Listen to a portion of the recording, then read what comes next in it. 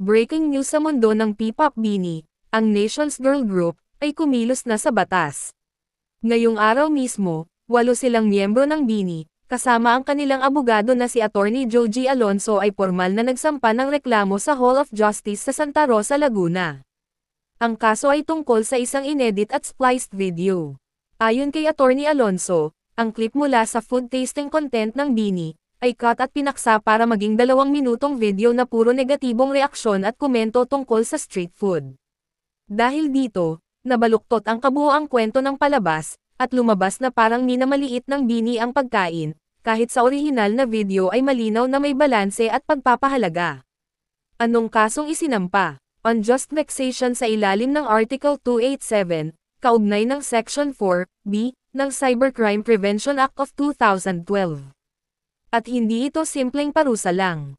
Kapag napatunayang guilty ang respondent, maaari siyang makulong ng prison mayor, mula 6 na taon at 1 araw hanggang 12 taon.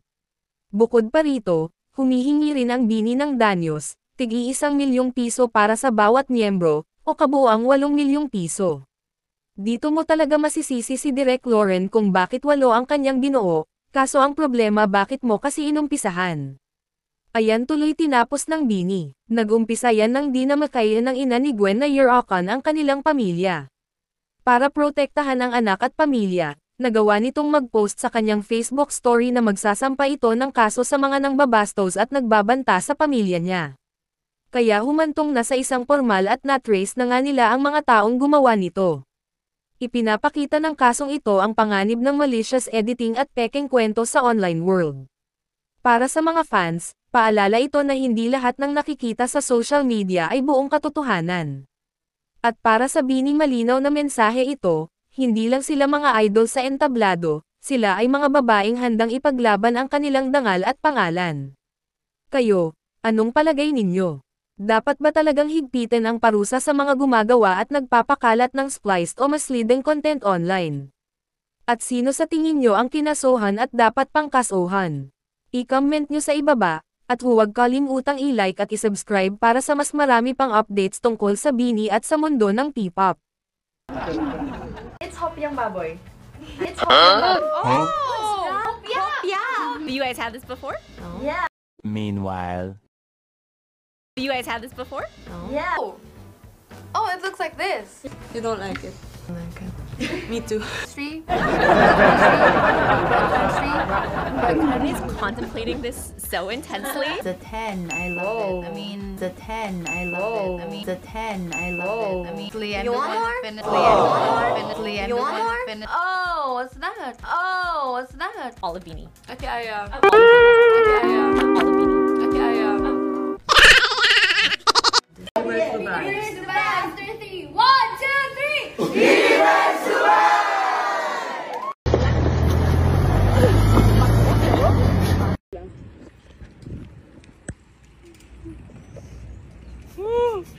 Ang sakit na pa ako.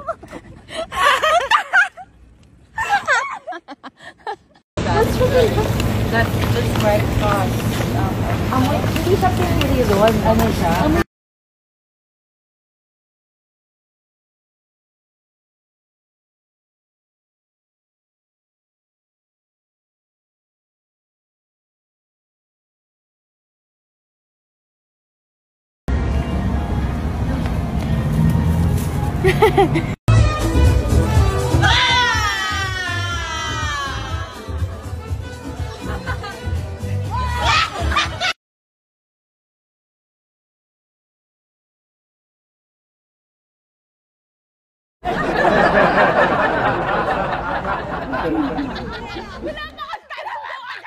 Amazing. Tumakbo. Tumakbo. Tumakbo. Posted po sa aming social. So, follow BINI PH po para update. Peace. Peace. Kaya puro kayo, may kaya lubog, may kaya lubog. Ikaw pa rin pala, hanap-hanap para. June 11 yung anniversary natin, pero hanggang June 29 may celebration tayo. Si Aya kasi nangunguna doon. Promotor si Aya. What should I do to get over a bad day?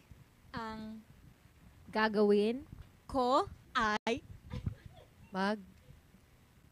inom.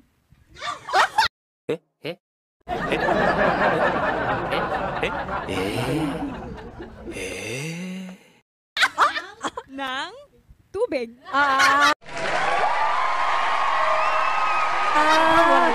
Curveball. Okay.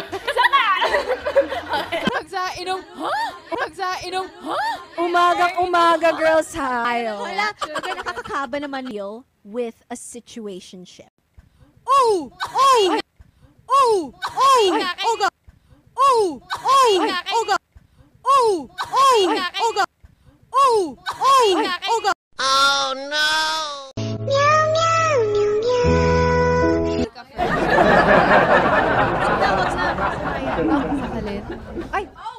Sakalin.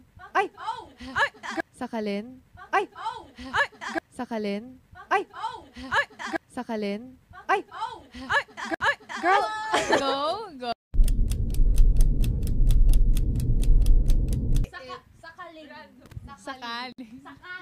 sakali. Thank you, Lord. I can't believe it. Sakalin. Congrats!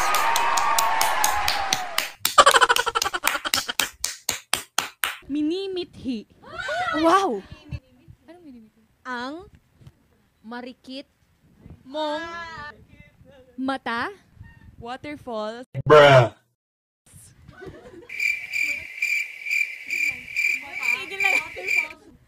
Tigil lang. Waterfall. Between.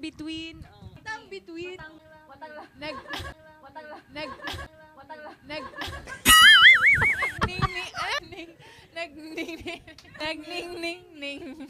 Iyong kapangyarihan. Yarihang ibinabahagi sa Sangre.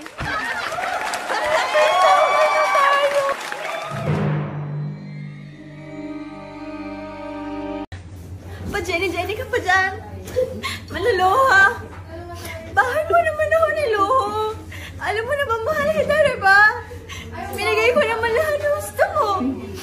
Paano ba kasi gusto mahalin ka, ha? Ikaw kasi, text ka ng text. Tawag ka ng tawag. Oo, duo yun. Siyempre, Mami, magpa-text sinend ko sa ako. inyong video. Namitas kita eh. Di ba ikaw tayo naman nagsabi na magsa-text tayo? Sana pala, hindi na namin ito naging gusto. Sana hindi na namin kami lahat. Bakla ako!